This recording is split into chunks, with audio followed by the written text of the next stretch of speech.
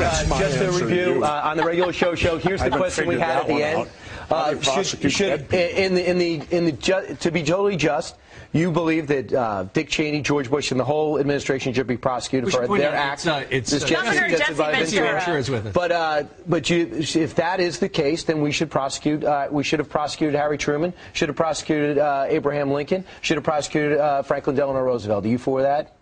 They're dead. But if you talk about justice, they're dead. So if they weren't, would you prosecute reality. You're giving me a hypothetical that's bullshit. I'm giving you a hypothetical because you're making up Rosie O'Donnell-like scandals that says that 9/11 was an inside job. Well, why are you not allowed to ask anything about it? No, why, when you approach the government, I approach the government. I read everything possible. I watched all the hearings. You're right. I haven't read. You looked at my reading list. Have you read the 9/11 report and you think it's a piece of fiction? No, I believe everything in it. I believe my government's never lied to me, have they? Let's see, where should we start? The Gulf of Tonkin incident? Now, that took us into war in Vietnam. They've now admitted it was a lie. So 58,000 of my generation were killed based upon a lie. But that doesn't count, does it? What does that have to do with 9/11? That shows that we will lie to go to war. We've been doing it for years. We will continue to do it.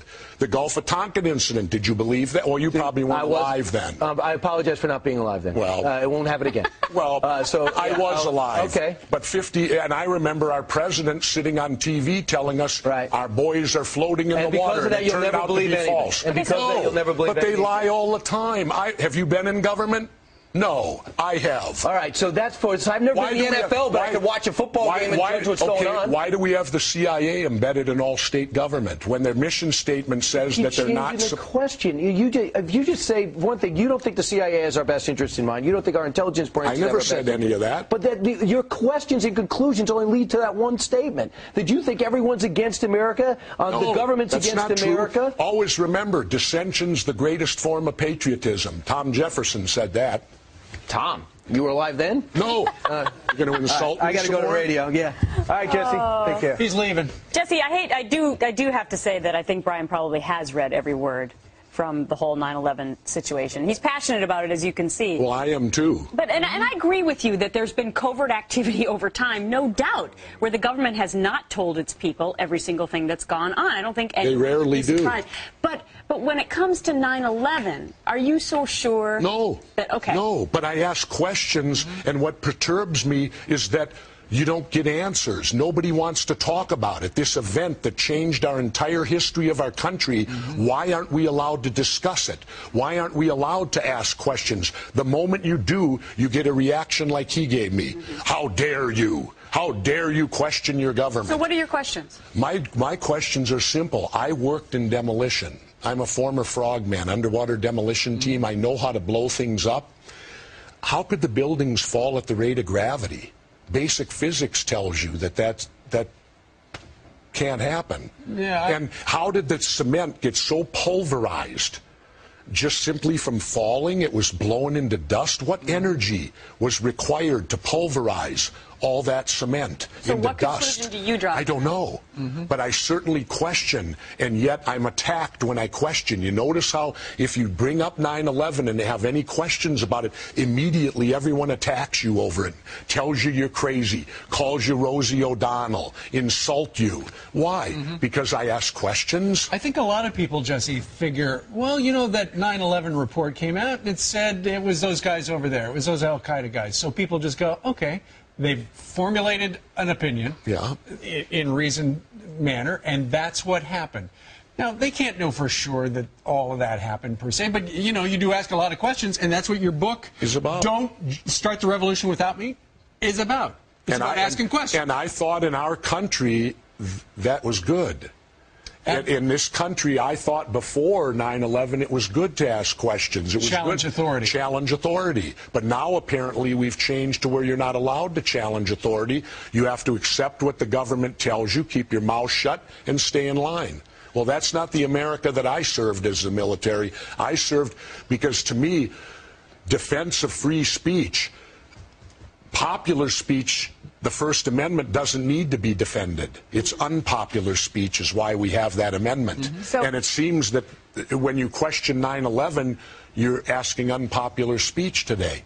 So you would also like to question the Obama administration. It wouldn't just be the former Bush administration. Oh, I'd like to question everybody on it, because to me it doesn't, what happened that day, there are so many unanswered questions, and even the relatives, you saw the protests at the 9/11, and since when do you bring in witnesses that don't have to testify in open, where they're brought into closed door rooms and allowed to testify together? Let me get your pulse on what's been happening recently, because since we chatted at the Republican convention in St. Paul, the economy's gone to hell. And the government now basically runs the car industry and the banking industry. And I'm really interested in your interpretation of that. It's difficult. Are they doing the right thing? I don't know. I don't think anyone really knows. I think it's a roll of the dice. You hope they are. You hope they are. And you hope that the decision-making people are doing the right thing. Can I unequivocally tell you they are? No, I can't. But you don't like government get involved. So no, I'm very much small government. I believe government is far too expansive. When I was governor once, I brought my whole staff together, and I asked them, I said, during lunch, I said, when we come back, I want you to tell me one thing in your life that's not government-controlled. And they couldn't. One guy brought up sleeping, and I said, no, not true. Remember, you got that tag on your mattress that says you, by penalty of law, if you rip it off. Well, it'd be harder for them to come up with an answer now. I don't know exactly if you get arrested for ripping that thing off the mattress. I got a feeling if I got a feeling someplace in your history you've ripped some tags off of mattresses and pillows. Maybe, but the point is, our government is so much in our lives today. I mean, even the air you breathe. No, you're absolutely right, and you've got to. And I love the fact that in this country, and this show in particular, we ask questions all the time that are contrary to what the government tells us. But one of the reasons I enjoy living in Mexico, I'm treated like an adult down there. Oh, wait a minute. Okay. You're from Mexico. How are you feeling? You Great. Don't have the flu. You didn't bring me the flu. No, and let me state this unequivocally. I feel the Mexican government has done everything feasibly possible. They shut down the schools for a week. They canceled all their soccer games, which to them that would be like us canceling baseball for a week. When I left, you had to fill out a questionnaire, and they actually did a thing where they touched your skin and they took your temperature. And if your temperature was too high, you didn't get on the plane. That's great. So, you know, I think that they've done everything they feasibly can do. People need to understand, when there's an outbreak of 1,500 in Mexico City, you got to remember, Mexico City's twice the size of New York. Absolutely. You're talking about 15 to 20 million people there, and 1,500 is small in comparison to the amount of people that live there. Is it a dangerous situation? Yes. I would counter this. How about all these numbskulls out there that don't believe in evolution?